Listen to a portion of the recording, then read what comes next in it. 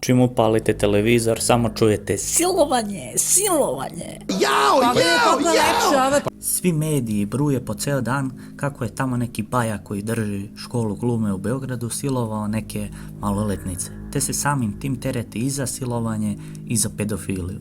Prvo što nam zapada za oko jeste to što su ove sada već žene koje su ga prijavile za seksualno uznemiravanje tada imale 16-17 godina.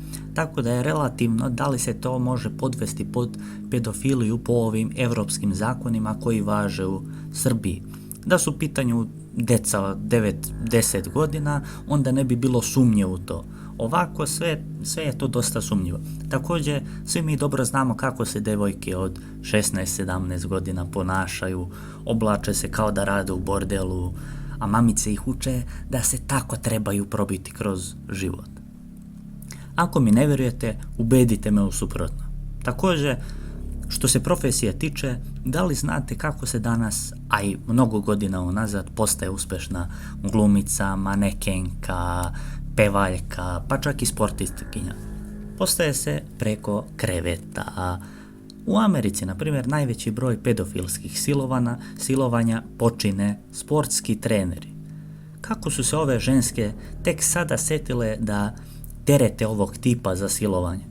Dok im je odgovaralo da ih siluje, jer su se sve evidentno probijale na taj način na scenu, dotle se nisu žalile.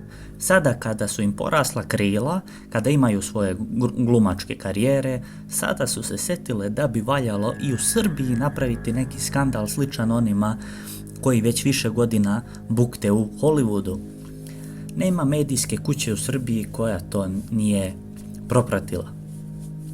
Ne bih se ja ni bunio da u toku nije jedan mnogo bitniji slučaj koji su mediji mahom i zaboravili, a to je slučaj od 4. januara, kada je jedan klinjo od 19 godina zgazio dvoje ljudi na pešačkom prelazu u Nišu. Jedno od to dvoje je maloletnik, faktički dete, dečak, a druga osoba je muškarac u 40. godinama. Nemilosrdno ih je pogazio Audijem koji je išao, kažu, čak i 180 km na čas. Šta mislite koje su registarske tablice bile na tom Audiju? Beogradske. Pa koje bi druge bile? Zar nije malo čudno da Beograđanin gazi i po Nišu? Nije to ništa čudno. I nije mnogo ni trebalo da se ispostavi da je taj klinjo sin tamo nekog baje iz policije ili je vrlo blizak policiji. Slučaj ne da se zataškao, nego se tretira kao da i ne postoji. Jedino što održava ovaj slučaj živim jeste to što ljudi u Nišu već danima protestuju zbog upravo ovog slučaja i zbog toga što nadležni organi odbijaju da reaguju.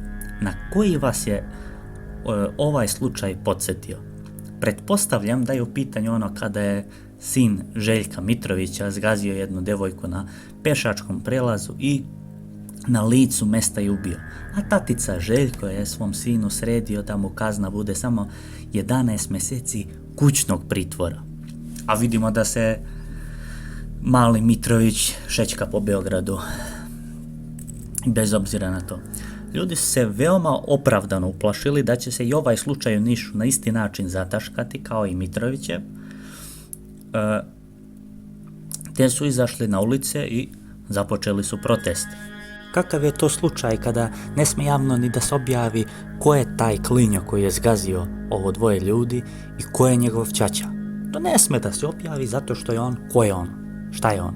Znači, kada tamo neke drndaljke tvrde kako su bile silovane pre 10 godina, o tome bruje mediji 24 sata na dan bez stajanja. A kada je tamo neki bajin sin pogazio dvoje ljudi na pešačkom i na licu mjesto ih usmrtio, onda se to provuče jedan dan i posle se to skroz zataška, jer je baja blizak ministru Vulinu ili tamo nekom drugom idiotu.